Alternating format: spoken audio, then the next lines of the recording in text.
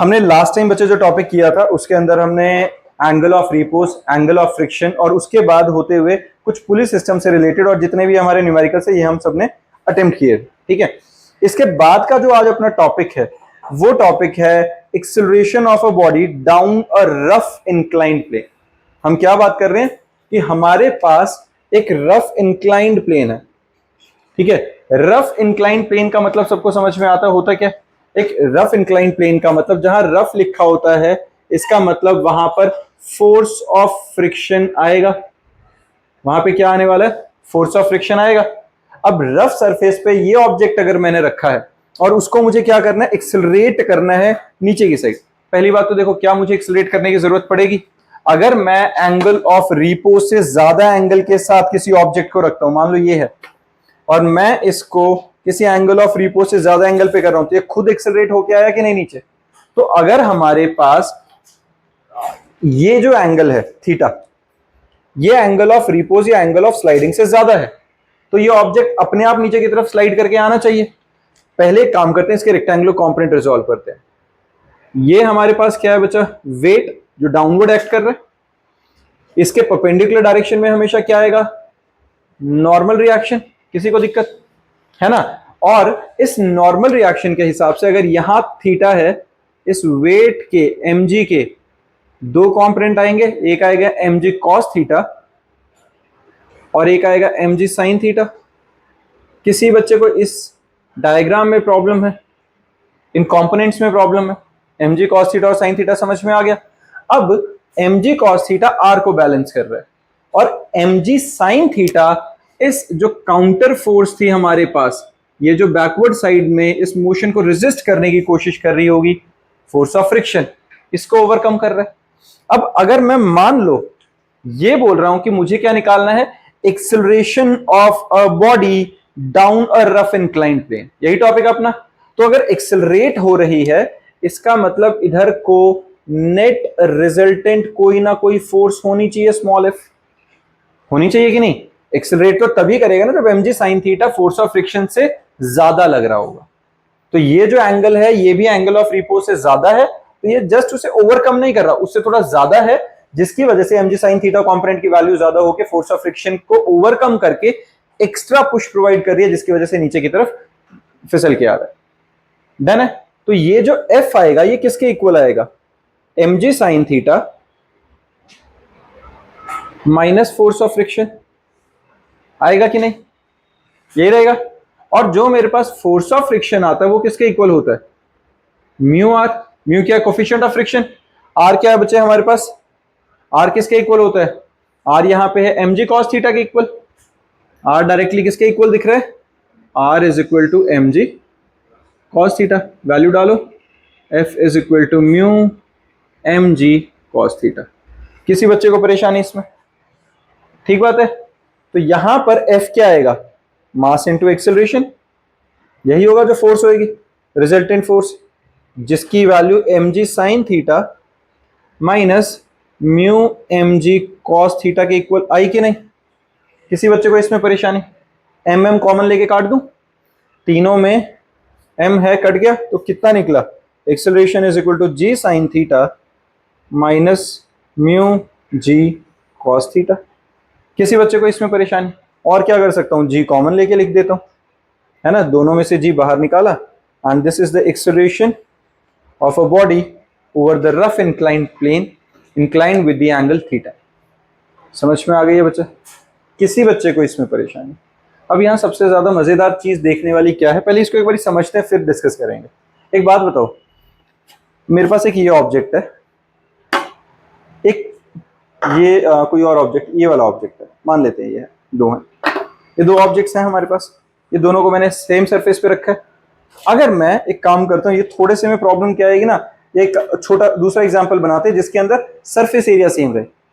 ठीक है, अगर मेरे पास एक ये बॉटल है और एक ये बॉटल है, इनमें से एक बॉटल भरी हुई है, एक काम करते हैं दूसरी खाली वाली ले लेता हूं, ये रेड वाली खाली है और ये वाली भरी हुई है, आगे चेक कर सकते हो। अगर मैं इनको स्लाइड कराऊंगा तो इनमें से भारी वाली पहले नीचे पहुंचेगी या हल्के वाली?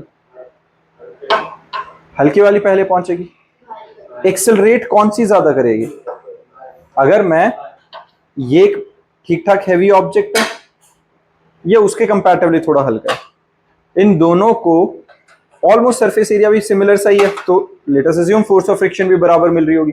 अगर मैं इसको नीचे करता हूं तो इनमें से एक्सेलरेशन किसका ज्यादा होगा रफ इंक्लाइन पे? भारी वाले का एक्सेलरेशन ज्यादा होगा पक्का, हल्के वाले का एक्सेलरेशन ज्यादा होगा। तुम जज किस बेसिस पे कर रहे हो? कैसे सपना आ रहा है तुम्हें कि भारी या हल्का? अंदाजा? फिर अगर यहां पर तुम देखोगे acceleration is equal to g sine theta minus mu cos theta, क्या यहां पर मास की वैल्यू है? क्या यहां पर वेट या मास ऑब्जेक्ट का है जिस पर एक्सेलरेशन डिपेंड कर रहा है ही नहीं। That means acceleration is independent of mass of the object, irrespective of their masses, both the object will going to accelerate with the same value over the rough inclined surface. Exactly उसी तरीके से जैसे अगर मेरे पास एक बहुत भारी ball और एक बहुत हल्की बॉल है, अगर मैं उनको ऊपर से नीचे ड्रॉप करूंगा और उनका सरफेस एरिया सेम है, मतलब वो उनको बराबर एयर रेजिस्टेंस मिल रही है, तो दोनों के दोनों बिल्कुल सेम टाइमिंग पे आके नीचे गिरेंगे। समझ रहे हो? Acceleration due to gravity G जो है वो independent of mass of the object है। एंगल वो दोनों के लिए सेम है। Coefficient of friction surface area पे डिपेंड कर रहा होगा ऑब्वियसली फ्रिक्शन, तो तभी मैंने कहा दोनों का सरफेस एरिया सेम अगर कर दें तो फ्रिक्शन दोनों को बराबर ऑफर हो रहा होगा, मास का यहां फर्क ही नहीं पड़ेगा। समझ में आ गई ये बात? तो मतलब रैंडम गैस नहीं करते यहां पर। जो मैंने बच्चे एक्सेलरेशन की वैल्यू निकाली है, क्या इसमें कहीं mass of the object use हो रहा है? नहीं हो रहा है। तो acceleration is independent of mass of the object. तुम हल्का लो भारी लो कोई फर्क नहीं पड़ेगा, दोनों ऑब्जेक्ट सेम एक्सेलरेशन के साथ स्लाइड होंगे नीचे की तरफ। क्लियर है? तो रैंडम वाइल्ड गैस नहीं करते। ये जो न्यूमेरिकल, ये जो हम बेसिकली फॉर्मूलाज डिराइव करते हैं सिर्फ न्यूमेरिकल्स में वैल्यू डालने के लिए नहीं है, इनका मीनिंग होता है कुछ। समझ रहे हो? तो since acceleration is independent of mass, तो हमारे पास चाहे हैवी लो चाहे भारी लो, दोनों के दोनों बराबर टाइम पे ही बराबर एक्सेलरेशन की वैल्यू के साथ नीचे आ जाएंगे। डन है? इसी के बेसिस पे ये न्यूमेरिकल हैं। एक दो टॉपिक और करके वापस से इस न्यूमेरिकल पे आएंगे और कवर करेंगे। पहले ये देखो, work done in moving a body over rough horizontal surface. अब एक बात बताओ बेटा, अगर एक रफ हॉरिजॉन्टल सरफेस है, रफ हॉरिजॉन्टल सरफेस का मतलब पता है सबको? सीधा सीधा सा एक सरफेस है, हॉरिजॉन्टल है ऐसा। इसके ऊपर अगर मैं एक ऑब्जेक्ट को इसको मूव कर रहा हूं, इसके ऊपर फोर्स लगा के उधर को मूव कर रहा हूं मान लो, तो वर्क डन कितना होगा? यहां से यहां तक मूव कर दिया मान लो, तो यहां डिस्प्लेसमेंट हो गई। Yes, done. एक्सेलरेट नहीं कर रहा मैं, सीधा सीधा यहां से वहां उसको अगर जो मूव करके लेके जाता हूं तो वर्क डन कितना होता है? वर्क डन का फॉर्मूला क्या होता है? वर्क डन का फॉर्मूला क्या होता है? फोर्स इंटू डिस्प्लेसमेंट, यही था, F इंटू एस। तो यहां पर अगर इस ऑब्जेक्ट का वजन वेट mg था, नॉर्मल रिएक्शन ऊपर, अगर ये रफ सरफेस है इसका मतलब यहां पे फोर्स ऑफ फ्रिक्शन होगा जो बैकवर्ड साइड में काम कर रहा होगा। मैं इसको इस फोर्स ऑफ फ्रिक्शन के अगेंस्ट धक्का मार के आगे लेके गया हूं, तो मेरी जो अप्लाइड फोर्स होगी वो F के इक्वल हुई कि नहीं? मेरी जो अप्लाइड फोर्स है वो सीधा सीधा फोर्स ऑफ फ्रिक्शन के इक्वल हुई, है ना? और फोर्स ऑफ फ्रिक्शन किसके इक्वल होता है? Mu R. और आर किसके इक्वल है बच्चा? mg के इक्वल। किसी को दिक्कत? तो मेरा जो वर्क डन होगा वो आएगा स्मॉल f इनटू डिस्प्लेसमेंट। वैसे तो डॉट प्रोडक्ट होता है दोनों का, है ना? इनके बीच में एंगल कितना है? अप्लाइड फोर्स और डिस्प्लेसमेंट के बीच में एंगल 0। cos 0 की वैल्यू होती है 1, क्योंकि डॉट प्रोडक्ट जब खुलता है तो क्या खुलता है? fs cos theta. यहां पर थीटा की वैल्यू 0 है, cos 0 की वैल्यू 1 होती है, तो force into displacement direct formula, force की वैल्यू आई म्यू mg इंटू एस। किसी बच्चे को इसमें दिक्कत? सॉर्टेड है। अब हमारा नेक्स्ट टॉपिक है बच्चा, work done in moving a body up a rough inclined plane. मतलब मेरे को क्या करना है? एक इंक्लाइंड प्लेन है और मुझे अपने ऑब्जेक्ट को इस इंक्लाइंड प्लेन पर धक्का मार के ऊपर लेके जाना है। लेट अस अज्यूम मेरे को एस डिस्प्लेसमेंट करानी है इसकी, और उसके लिए मुझे वर्क डन की वैल्यू निकालनी है। क्वेश्चन समझ में आ रहा है? कंसेप्ट समझ में आ रहा है ना? हम क्या निकाल रहे हैं? We have to find out the value of work done and displacing this object on this inclined plane. Let us assume ये जो इंक्लाइंड प्लेन है वो कितने एंगल पे इंक्लाइंड अभी यहाँ पे, थीटा, ठीक बात है। अब देखो अगर मेरे को थीटा एंगल पे से ये मतलब इंक्लाइंड है, पहली बात तो मुझे जब वर्क डन करना है इसको इधर से उधर ले जाने में पहले कंपोनेंट देखते हैं, mg आएगा नीचे की तरफ, यहां थीटा है तो यहां भी थीटा, इसका कंसेप्ट सबको पता है। ये आ गया हमारे पास mg cos थीटा कंपोनेंट और ये आ गया हमारे पास mg sin theta component. Done है। इस mg cos थीटा को बैलेंस करना है नॉर्मल रिएक्शन। डन। मुझे अब इसको क्या करना है, ऊपर की तरफ धक्का मार के लेके जाना है।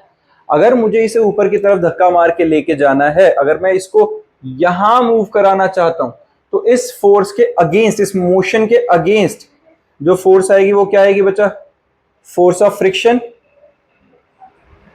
आएगी कि नहीं? ये बात समझ में आई है? जब ये ऑब्जेक्ट ऊपर से नीचे स्लाइड हो रहा था तो फोर्स ऑफ फ्रिक्शन ऊपर थी, लेकिन नीचे से अगर मैं ऊपर लेके जा रहा हूं तो फोर्स ऑफ फ्रिक्शन नीचे की साइड आएगी कि नहीं, ऑपोजिट डायरेक्शन में आएगी। तो ये फोर्स ऑफ फ्रिक्शन है, इसके अगेंस्ट मुझे इस ऑब्जेक्ट को स्लाइड करके ऊपर लेके जाना है। किसी बच्चे को इसमें दिक्कत, ये कंसेप्ट समझ में आ रहा है? फोर्स ऑफ फ्रिक्शन की डायरेक्शन कैसे आ रही है? पक्का? तो हमारे पास जो फोर्स ऑफ फ्रिक्शन की डायरेक्शन है वो ऑपोजिट साइड में है। अब एक बात बताओ बेटा, मुझे अगर फोर्स इधर को अप्लाई करनी है तो मेरे अगेंस्ट क्या क्या काम कर रहे हैं? एक तो mg sin थीटा और एक साथ में फोर्स ऑफ फ्रिक्शन, दो फोर्सेस मिला जुला के रोकने की कोशिश कर रहे हैं कि नहीं? तो मेरा जो अप्लाइड फोर्स होगी this must be equals to mg sin theta plus force of friction. कम से कम इतनी तो होनी चाहिए, तब जाके मैं ऑब्जेक्ट को ऊपर की तरफ स्लाइड करके लेके जा पाऊंगा। किसी को इसमें परेशानी है ना? ये समझ में आ रहा है सबको? दक्ष पक्का? अंश भाई साहब है ना? तो हमारे पास पहले फोर्स ऑफ फ्रिक्शन की वैल्यू निकाले तो क्या निकलेगी बच्चा, म्यू आर। आर किसके इक्वल आ रहा है, mg cos थीटा, तो F is equal to mu mg cos theta. Done है। ये F आ गया बच्चा जो हमारी अप्लाइड फोर्स है, इसको मैं लिख लेता हूं मास इंटू एक्सेलरेशन। ये आया mg sin theta plus force of friction को म्यू mg cos थीटा लिख लूं, mm कॉमन लेके हटा दें, है ना? अगर मुझे हटाना है तो मैं एक्सेलरेशन यहां से निकाल सकता हूं, है ना?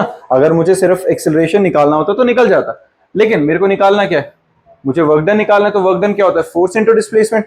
तो मेरी जो ये फोर्स की वैल्यू है, अगर मैं इसको डिस्प्लेसमेंट से मल्टीप्लाई कर दूं तो क्या आ जाएगा बच्चा, वर्क डन आ जाएगा कि नहीं? यही है। अगर मैं अपनी फोर्स की वैल्यू को डायरेक्टली डिस्प्लेसमेंट से मल्टीप्लाई कर दूं तो आंसर आ जाएगा, वर्क डन ही तो निकालना था मुझे। तो work done over the inclined plane is equal to force into displacement. Force के अंदर क्या वैल्यू है, mg कॉमन निकाल लेते हैं, mg sin theta plus mu cos theta times displacement. ये वर्क डन आ गया बच्चा। किसी को परेशानी? सिंपल है। देखो मेन कहानी इसको ना टॉपिक की तरह रटना नहीं है। कोई भी न्यूमेरिकल आएगा, कुछ भी क्वेश्चन आएगा, उसमें फ्री बॉडी डायग्राम बना के हम सिंपल क्या करेंगे, कंपोनेंट्स को इक्वेट करेंगे, रिजल्टेंट डायरेक्शन में हमारी फोर्स अप्लाई हो जाएगी जो भी लगेगी, उसी से हमने ये डिराइव किया। समझ में आया बच्चे? डेरिवेशन वाइज हमें आज इतने ही टॉपिक कवर करने हैं, लेकिन इसके बाद अब हमारे ये न्यूमेरिकल शुरू हो जाते हैं सारे, और इन न्यूमेरिकल्स को अभी हम प्रैक्टिस कर लेते हैं। ठीक है?